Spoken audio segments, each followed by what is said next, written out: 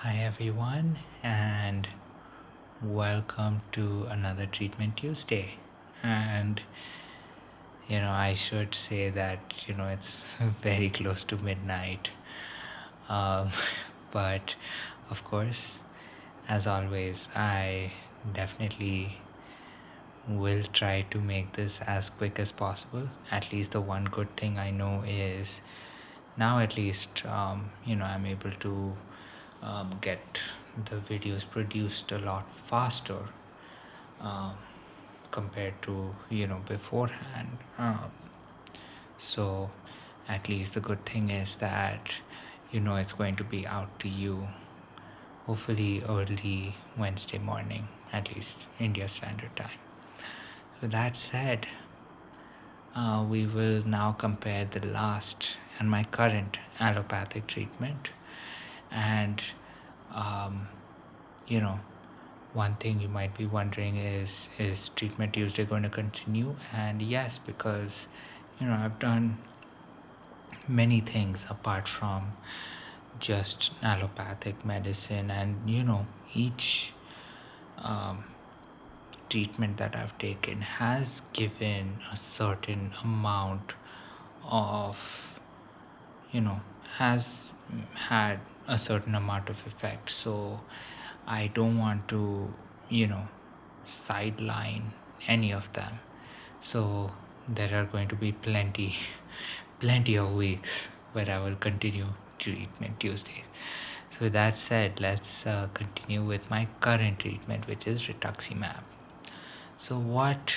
So how did I get onto Rituximab? So, like I mentioned, I was on Avenex. Avenex was really not working out for me, and at one point in time, um, you know, we kind of were at a point of saying that okay, we need to find.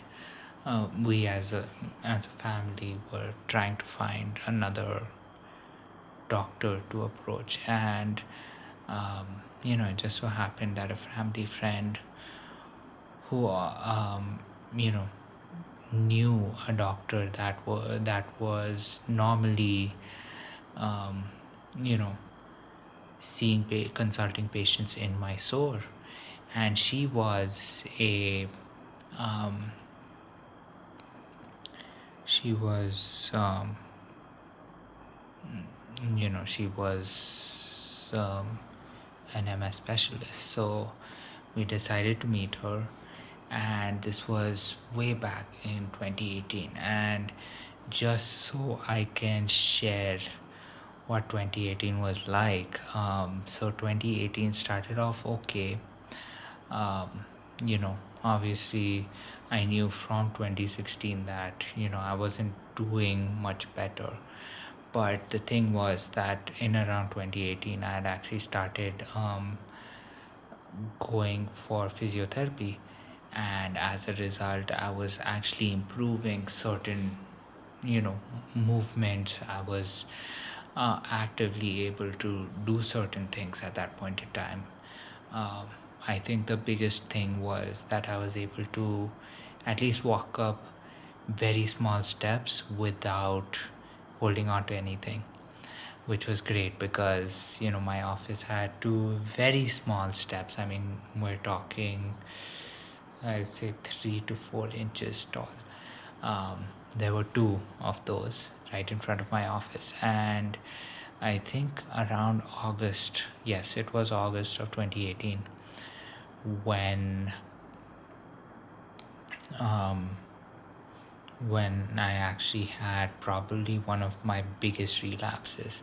But right before then, I think around July, I consulted this doctor, and she said that I should get on much stronger treatments. And until then, I didn't know a lot about very strong treatments. I mean, I knew that Tysabri was an option, but usually Tysabri was, at least I got, I was pretty much, um, people had pretty much done the scared straight thing with Tysabri for me.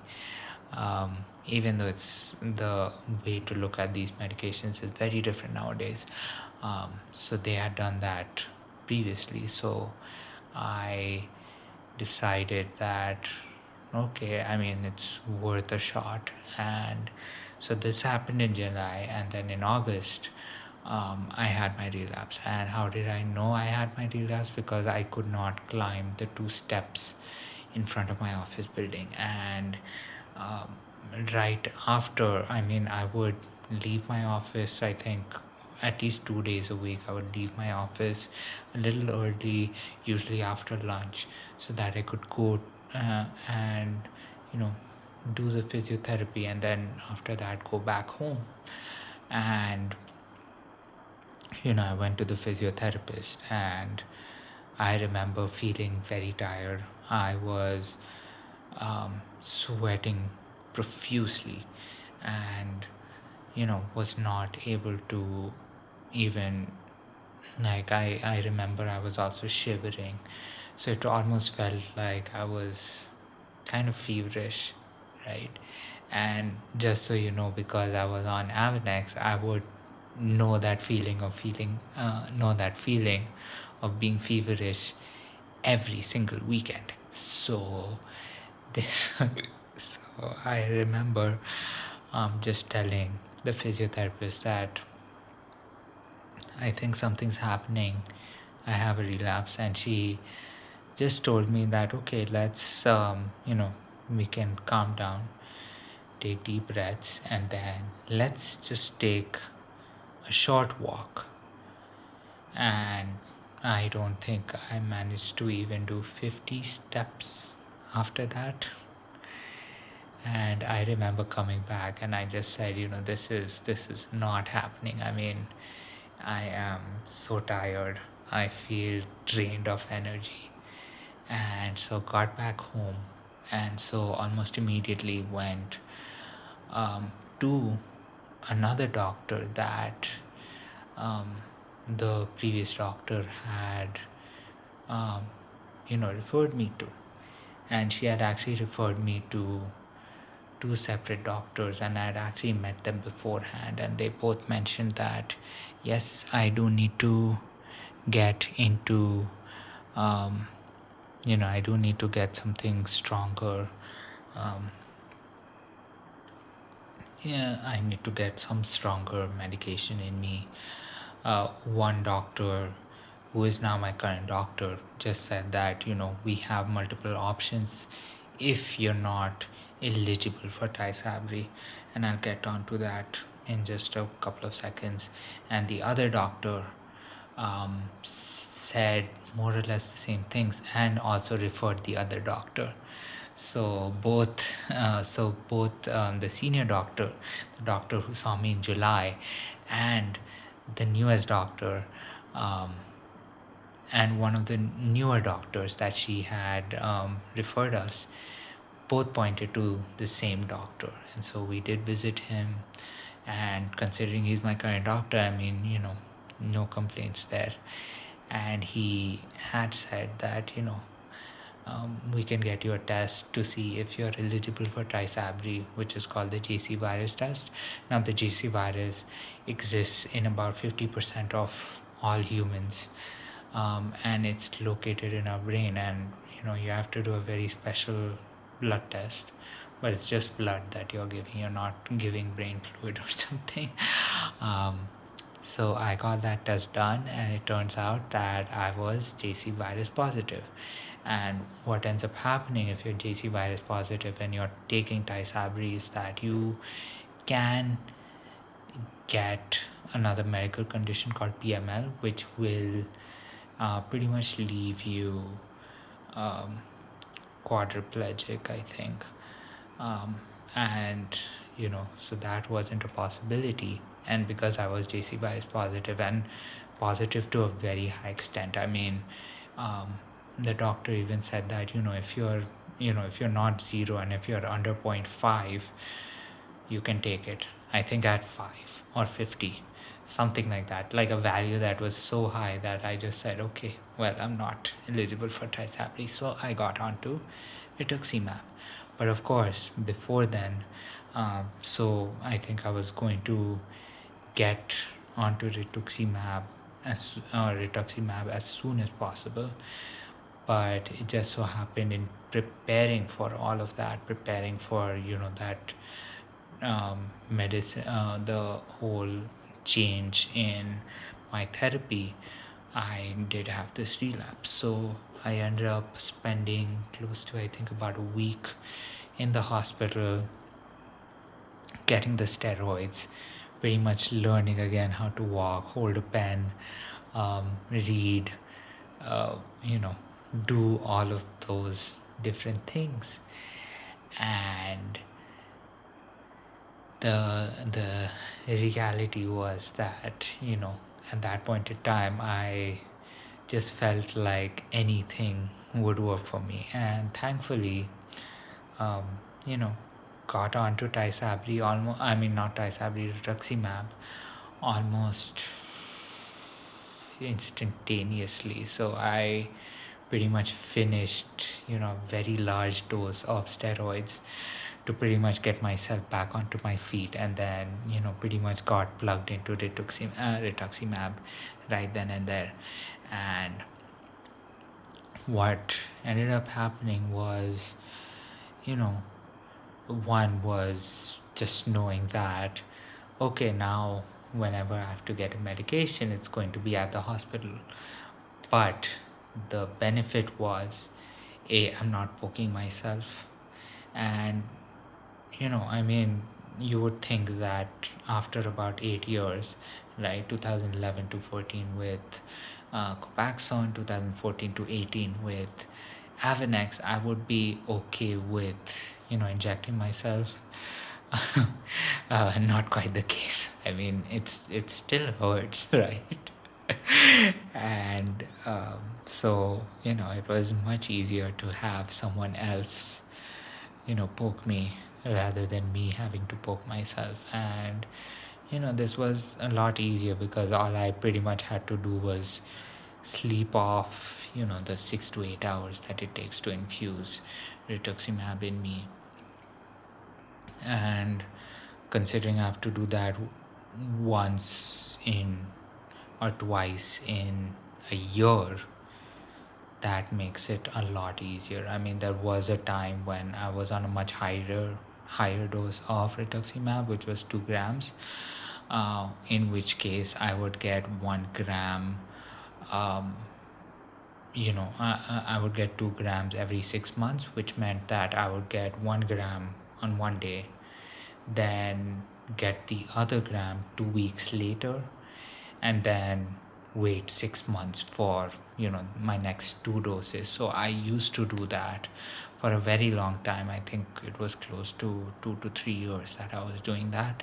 Now thankfully I'm on 1 gram, which pretty much gets done within the 6 to 8 hour limit when I go for daycare. But there was a time when I had to pretty much plan out my weekend so that I had one weekend, or at least a full day, where I was going to be in the hospital, and then again 2 weeks later I would do the exact same thing. And very early on, they wouldn't, the staff also would not give me the full 1 gram in one saline bottle.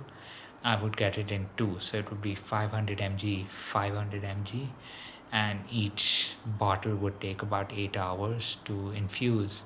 So you can imagine, I was actually checked into the hospital for a couple of days pretty much. And sometimes my insurance worked, so those were the good days. But after that my insurance also stopped working. But then as a result, I also started going on just getting the whole 1 gram in one bottle, which would just take about 6 to 8 hours, so I can pretty much get it done in a daycare setup. So that pretty much covers a lot of what I've done with rituximab. And I think I'm still very happy with this medication primarily because I have not experienced a relapse that can compare to, what happened in 2018 when I was on Avenex. I mean, I did have a relapse that I can recall when I was on Copaxone, but the thing was that um, I would say that wasn't as serious as the one in 2018. I mean, 2018 was literally felt like, you know, I gained certain points in my ADSS score, which is the disability score that is assigned for, MS patients. Um, and I actually felt that in 2018 I definitely gained a number or two numbers in that. So when I came to the hospital, I was in a wheelchair. I was stuck on a wheelchair for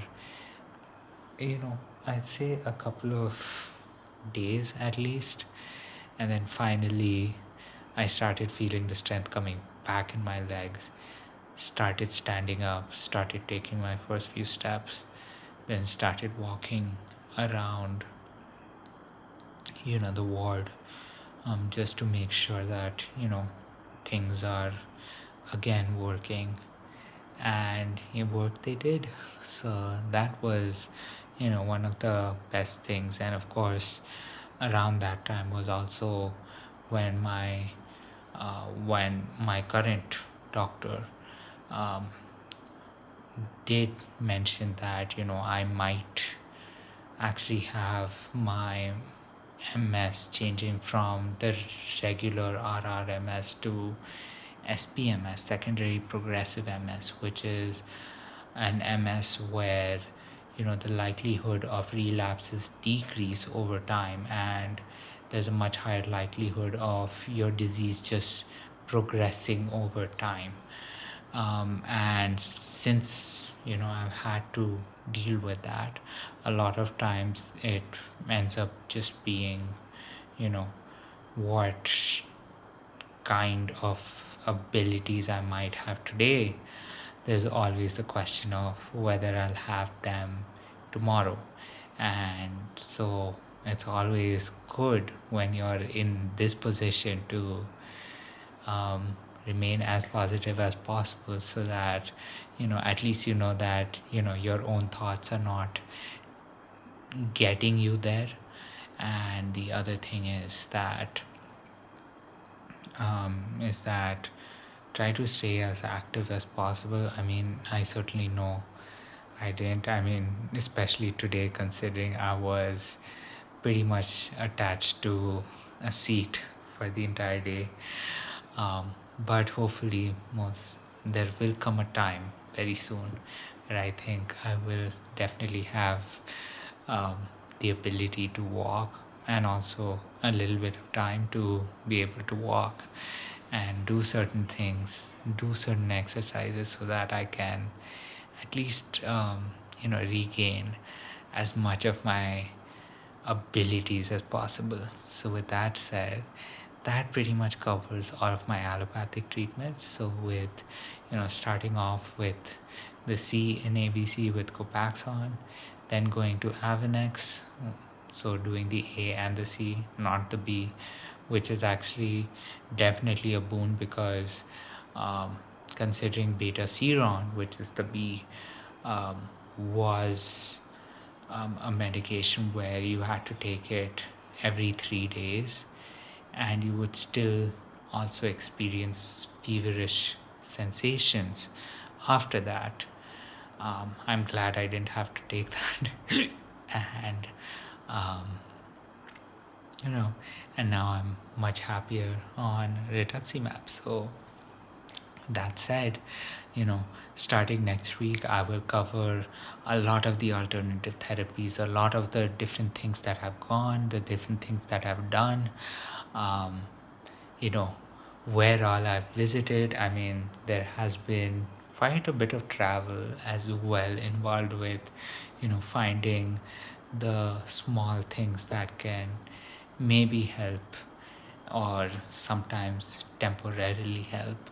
Um, So I will definitely get onwards with that starting next week. And with that said, I want to wish you a good night. This has been Naren's Life with MS. I am Naren, and here's wishing you good night and sweet dreams.